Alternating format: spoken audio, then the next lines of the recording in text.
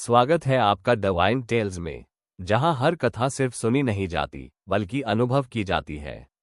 यह वो संसार है जहां धर्म के रहस्य खुलते हैं, जहां कर्मों की गूंज, लोकों की यात्रा और आत्मा की अगली चाल का सत्य उजागर होता है। यहां हम आपको ले चलते हैं उन दिव्य लोकों में जिनकी झलक केवल शास्त्रों में मिलती है और जिनका अनुभव मनुष्य जीवन की दिशा बदल देता है। तो आइए शांत मन से, श्रद्धा के साथ प्रवेश करें डिवाइन टेल्स की दिव्य दुनिया में। अब तक आपने ताप्तपुर की वो यातनाएं सुनी जहां अग्नि कर्मों का सच सामने ला देती है। आपने देखा अग्नि सरोवर जहां आत्मा की छाया तक जल उठती है, ज्वाला पर्वत अहंकार की आग जैसी अंतहीन चढ़ाई, तप्त वायु जो क्रोध की तरह आत्मा को जलाकर फेंक देती है, और जलती छाया जो अपने ही पापों का रूप बनकर पीछा करती है। और अब ताप्तपुर में 9वें मास के पिंड का भक्षण करके आत्मा पहुंचती है रौद्र नगर यानी रौद्रपुर। यह नगर वैसा नहीं जैसा कोई सोच सके। यहां न सूरज उगता है, न चांद की शीतलता मिलती है। पूरा नगर एक लाल रक्तिम आकाश, अथाह अंधकार और कांपती हुई हवाओं से ढका हुआ है। यहां की पहली यातना अग्नि वर्षा। रौद्र नगर में वर्षा पानी की नहीं होती। यहां आसमान से जलते हुए अंगार गिरते हैं। हर आत्मा उनके स्पर्श से चीख उठती है। अंगार छूते ही देह जलती नहीं बल्कि गलने लगती है। पर मृत्यु यहां संभव नहीं। दर्द फिर से लौट आता है। यमदूत कहते हैं, ये वही पीड़ा है जो तुमने जीवन में अपने क्रोध से दूसरों को दी थी। दूसरी यातना गर्जन की मार। रौद्र नगर में बिजली सिर्फ चमकती नहीं, वह आत्माओं पर सीधे गिरती है। हर बार गिरने पर आत्मा भीतर तक हिल जाती है। ये बिजली उन शब्दों का फल है जो मनुष्य ने क्रोध में कहे, जो किसी को घायल कर गए, जो किसी का दिल तोड़ गए। तीसरी यातना वायु चक्र। यहां चलने वाली हवा सामान्य नहीं होती। ये तेज, कटीली और धारदार होती है। यह आत्मा के पार प्रवेश कर उसे चीर देती है, बार बार। अंतहीन। यमदूत कहते हैं, जिसने जीवन में दूसरों की भावनाएं चीर दी, उसके लिए रौद्र नगर की वायु ही धर्म का न्याय है। रौद्र नगर का सबसे भयावह दृश्य। इस नगर में हर ओर डर, हर ओर चीखें और हर ओर पश्चाताप की आंधी घूमती है। यह नगर आत्मा को सिखाता है कि क्रोध इंसान को जितना नहीं खाता, उसका फल परलोक में कई गुना भोगना पड़ता है। जब आत्मा टूटने लगती है, तभी यमदूत कहते हैं, मनुष्य, क्रोध वह अग्नि है जो सबसे पहले स्वयं को ही जलाती है। जीवन में धैर्य रखो, वाणी को मधुर रखो और दूसरों को दुख देकर कभी मत जियो। जो क्रोध को जीत लेता है, उसे रौद्र नगर का मार्ग कभी नहीं मिलता। रौद्र नगर में 10वें मास के पिंड का भक्षण करके आत्मा निकल पड़ती है एक और भयावह नगर की ओर। जब आगे बढ़ती है, तभी यमदूत उसे लेकर एक ऐसे लोक में प्रवेश करते हैं जहां चारों ओर घना अंधेरा, तेज तूफान और कहीं न समाप्त होने वाली वर्षा होती है। ये है पयोवर्षण नगर, वो लोक जहां पानी ही सजा है। असीम वर्षा की यातना। जैसे ही आत्मा नगर में प्रवेश करती है, उसके ऊपर आसमान फट पड़ता है। बारिश नहीं, बल्कि कील जैसे तेज, नुकीले, भारी जल बिंदु झमाझम बरसते हैं। वे सीधे आत्मा के आर पार गुजरते हैं, दर्द, पीड़ा और घोर भय उत्पन्न करते हुए। ये बारिश कभी धीमी नहीं होती, हर पल तेज होती जाती है। यमदूत कहते हैं, जिसने जीवन में दूसरों पर दुखों की बरसात की, उनके सुख छीन लिए, उन्हें रोने पर मजबूर किया, आज वही वर्षा उस पर लौटकर पड़ रही है। बिजली की कड़क और आकाशीय चोट। पयोवर्षण का आसमान हर क्षण दहाड़ता है। बिजली सिर्फ चमकती नहीं, वो जंजीरों की तरह लहराती है और आत्मा पर सीधे गिरती है। हर वार पर आत्मा धरती पर गिरती है, फिर उठती है, फिर गिरती है। यह अंतहीन चक्र है। यमदूत कहते हैं, जो मनुष्य क्रोध में दूसरों को तीखी वाणी से घायल करता है, उसके शब्द बिजली की तरह कड़कते हैं। उसी बिजली का फल आज वो भोग रहा है। भूख और प्यास की अनंत यातना। पयोवर्षण का सबसे कठोर दंड है अनंत भूख और अनंत प्यास। पानी हर ओर है, नदियां, तालाब, धाराएं, वर्षा। लेकिन ये पानी सिर्फ जल नहीं, ये कर्मों का विष है। आत्मा चाहे जितना चाहे, वह इस पानी को पी नहीं सकती। जैसे ही जल को छूने का प्रयास करती है, वह भाप बनकर उड़ जाता है और आत्मा के मुंह में राख छोड़ जाता है। भूख इतनी तीव्र होती है कि आत्मा भीतर से कराह उठती है, लेकिन कहीं कोई अन्न नहीं, कोई सहारा नहीं। यमदूत समझाते हैं, जीवन में जिसने भोजन बर्बाद किया, भूखे को खाना न दिया, प्यासे से पानी छीन लिया, उसके लिए यही दंड नियत है। बादलों की चीख और तूफानी चक्र। यहाँ हवा की आवाज ऐसी लगती है मानो रोती हो, चिल्लाती हो, विनती करती हो। तूफानी चक्र आत्माओं को ऊंचा उठाते हैं और फिर कठोर भूमि पर पटक देते हैं। साथ ही बारिश के धारदार बिंदु शरीर को काटते रहते हैं। जब आत्मा भूख प्यास से तड़पकर गिरती है तो यमदूत उसके पास आते हैं और गहरी वाणी में कहते हैं, मनुष्य, भोजन और जल ईश्वर का दिया अमृत है। जो इन्हें तुच्छ समझता है, उनकी कद्र नहीं करता, भोजन व्यर्थ करता है, दूसरे की प्यास नहीं बुझाता, उसका मार्ग पयोवर्षण में ही समाप्त होता है। अतः जीवन में भोजन को आदर से ग्रहण करो, प्यासे को जल दो, भूखे का पेट भरो, क्योंकि यहीं से पुण्य का आरंभ होता है। इसके बाद आत्मा को बारिश के इस अनंत नगर से निकालकर अगले और भी भयावह लोक की ओर भेज दिया जाता है। पयोवर्षण नगर में 11वें मास के पिंड का भक्षण करके आत्मा अब पहुंचती है एक ऐसे लोक में जहां पीड़ा आग से नहीं, बर्फ से जलती है। ये है शीताध्य लोक, अत्यंत शीत, भूख, प्यास और अकेलेपन का नगर। अंधेरा इतना कि हाथ भी ना दिखे, हवा इतनी ठंडी कि आत्मा का कंपन हड्डियों तक सुनाई दे, और चारों ओर बर्फ की तेज सुइयों जैसा तूफान। कड़कती ठंड की यातना। जैसे ही आत्मा इस लोक में कदम रखती है, ठंड का एक क्रूर झोंका उसके भीतर तक उतर जाता है। ये ठंड शरीर को नहीं, मन और चेतना को जमा देती है। आत्मा कांपती है, घुटनों पर गिरती है, बेबस होकर कराहती है। लेकिन ठंड रुकती नहीं, हर क्षण और तेज होती जाती है। भूख प्यास से व्याकुल आत्मा। शीताद्य में न भोजन है, न पानी, न आश्रय। आत्मा का कंठ सूख जाता है, मानो बरसों से एक बूंद भी न मिली हो। पेट चुभने लगता है, जैसे भीतर से किसी ने पत्थर बांध दिए हो। भूख और प्यास मिलकर आत्मा को ऐसी अवस्था में पहुंचा देते हैं जहां जीवन और मृत्यु का अंतर मिट जाता है। तड़पती आत्मा दसों दिशाओं में देखती है, आंखों में आशा की छोटी सी लौलिए कापित आवाज में पुकारती है, कोई है, मेरे अपने, मेरे प्रिय, कोई मुझे इस कष्ट से बचा लो। वह अपने माता पिता, पुत्र पुत्री, जीवन साथी, मित्र सबको याद करती है। उसे लगता है कि शायद कोई आएगा, शायद कोई उसके कष्ट को हर लेगा, शायद कोई उसे ढांढस देगा। पर सन्नाटा, केवल सन्नाटा लौटता है। न कोई छाया, न कोई कदमों की आवाज, न कोई हाथ पकड़ने वाला।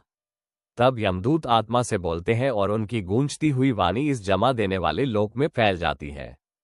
हे आत्मा, क्यों पुकार रही है उन लोगों को जिन्हें जीवन में तूने दान, धर्म, सेवा और पुण्य से नहीं जोड़ा? आत्मा कांपती हुई पूछती है, क्या कोई नहीं आएगा? यमदूत उत्तर देते हैं, तेरे अपने तेरे साथ तभी खड़े होते जब तूने दूसरों के साथ खड़े होने का पुण्य किया होता। कर्मों से जो पुल बनते हैं, उन्हीं से आत्माएं एक दूसरे तक पहुंचती हैं। तूने ना किसी की ठंड दूर की, ना किसी की भूख मिटाए, ना किसी की प्यास बुझाए, फिर आज तू क्यों उम्मीद कर रही है कि कोई तेरी ठंड, भूख और प्यास दूर करेगा? आत्मा की आंखें आंसुओं से भर जाती हैं। यमदूत आगे कहते हैं, सुन आत्मा, जीवन में किया गया पुण्य ही परलोक में सहारा बनता है। दान दिया होता, भूखे को अन्न दिया होता, प्यासे को पानी दिया होता, ठंड में किसी को वस्त्र दिए होते, तो आज यही ठंड तुझे छू भी न पाती। याद रखना, जिसने दूसरों की वेदना मिटाई, उसकी वेदना देवता भी दूर कर देते हैं। कर्म ही तेरा साथी है, पुण्य ही तेरा मार्ग है, और दान ही तेरी रक्षा है। यह वचन सुनकर आत्मा मौन हो जाती है, क्योंकि पहली बार उसे अपने ही कर्मों की सच्चाई दिखाई देती है। और फिर शीताद्य लोक का तूफान और तेज हो जाता है। आत्मा आगे बढ़ती है अगले लोक की ओर, और भी भयावह परीक्षा के लिए। शीताद्य लोक का कड़कता आतंक सहने के बाद आत्मा आगे बढ़ती है, और यमदूत उसे एक ऐसे मार्ग पर ले आते हैं। 44 योजन परिक्षेत्र में फैला लोक है। ये परीक्षा है धैर्य की, स्मृति की, प्रायश्चित की और आत्मा की सत्यता की। इस पूरे मार्ग में न प्रकाश होता है, न अंधकार का एक जैसा रूप।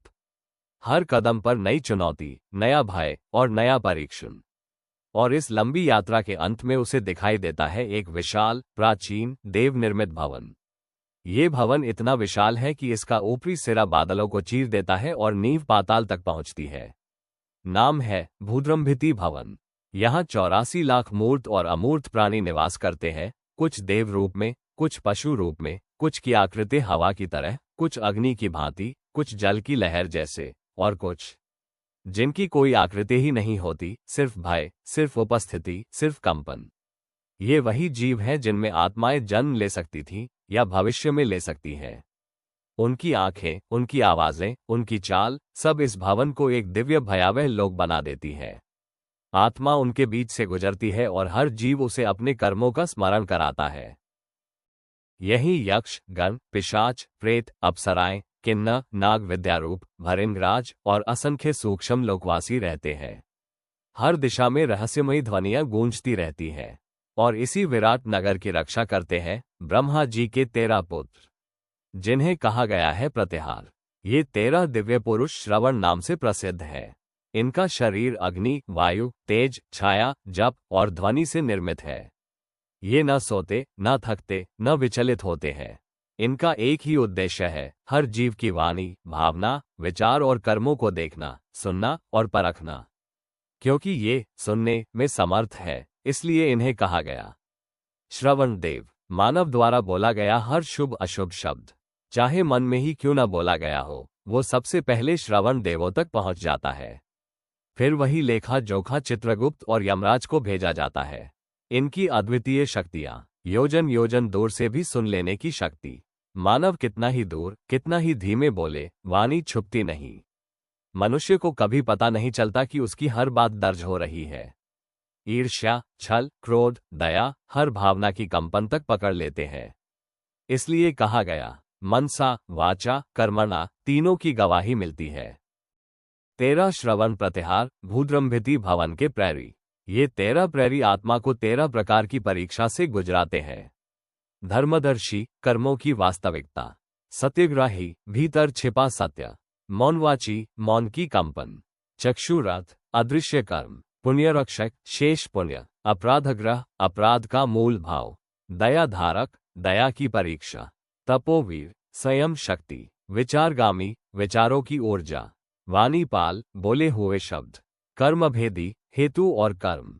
दया शून्य, निर्दयता का फल। निर्णायक, अगले लोक का निर्णय।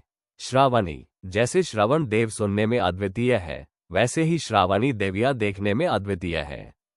उनके पास है दृष्टि के पीछे छिपी इच्छा को देखने की शक्ति, मनुष्य की लालसा को पहचानने का वरदान और उसके दिखावे तक को भेद देने की क्षमता। ये दोनों मिलकर मनुष्य के कर्म स्मृति का संपूर्ण लेखा बनाते हैं। ब्रह्मा के दिव्य पुत्र। विभिन्न पुराणों में संख्या अलग अलग मिलती है, लेकिन सबसे अधिक मान्यता 14 दिव्य संतानों को दी गई है। 10 मानसपुत्र। सृष्टि रचना, वेद ज्ञान और धर्म स्थापना के आधार इन्हीं से पड़े। मरीचि, कश्यप के पिता, संपूर्ण जीव सृष्टि का मूल। अत्रि, तपस्वी, दत्तात्रेय के जन्मदाता। अंगिरा, योग और अग्नि विद्या के प्रवर्तक। पुलस्त्य, रावण के कुल के आदिपुरुष। पुल, तप और संयम के प्रतीक। क्रतु, यज्ञ परंपरा के स्थापक। भृगु, ज्योतिष और शाप वरदान के लिए विख्यात। वशिष्ठ, रामचरित परंपरा के महर्षि। दक्ष, प्रजापति, सृष्टि विस्तार के प्रतीक। नारद, देवर्षि, ब्रह्मांड में धर्म प्रचारक। ये सभी ऋषि, मुनि और प्रजापति सृष्टि व्यवस्था चलाने वाले मूल स्तंभ माने गए। 4 कुमार। सनक, सनंदन, सनातन, सनय कुमार, ब्रह्मा के अविनाशी, नित्य ब्रह्मचारी, ज्ञान स्वरूप पुत्र। इनके ज्ञान के कारण पुराणों में इन्हें कभी एक समूह, कभी अलग 4 रूप में गिना गया, इसीलिए कुल संख्या 12, 13 या 14 कही जाती है। अन्य दिव्य संतानें। कुछ पुराणों में ब्रह्मा की संतानों की संख्या 59 तक बताई गई है। इनमें शामिल किए गए हैं विश्वकर्मा, अधर्म, अलक्षमी, 8 वसु, 11 रुद्र, करदम ऋषि और ब्रह्मा के ध्यान से प्रकट चित्रगुप्त तक। गरुण भगवान विष्णु से प्रश्न करते हैं, प्रभु, ये श्रवण देव दूर से सब कैसे सुन लेते हैं? कौन सी शक्ति है इनमें? विष्णु मुस्कुराते हैं, गरुड़, जब मैंने पृथ्वी को आत्मलीन किया और क्षीर सागर में योग निद्रा में सो गया, तब मेरी नाभि से एक दिव्य कमल निकला। उस कमल पर बैठकर ब्रह्मा ने हजारों वर्षों तक तपस्या की, नई सृष्टि रचने की इच्छा से। लेकिन सृष्टि के लिए ऐसे प्राणियों की आवश्यकता थी जिन्हें लोक व्यवहार का ज्ञान हो, जो सत्य असत्य को पहचान सके, जो मनुष्यों के कर्म को समझ सके। देवताओं की स्तुति पर ब्रह्मा ने श्रवण देवों की उत्पत्ति की। इन्हें दूर से देखने और सुनने की दैवी शक्ति दी गई, इसीलिए इन्हें श्रवण कहा गया। मनुष्यों के शुभ अशुभ कर्मों को दूर से देखने वाले देव यही श्रवण देव है।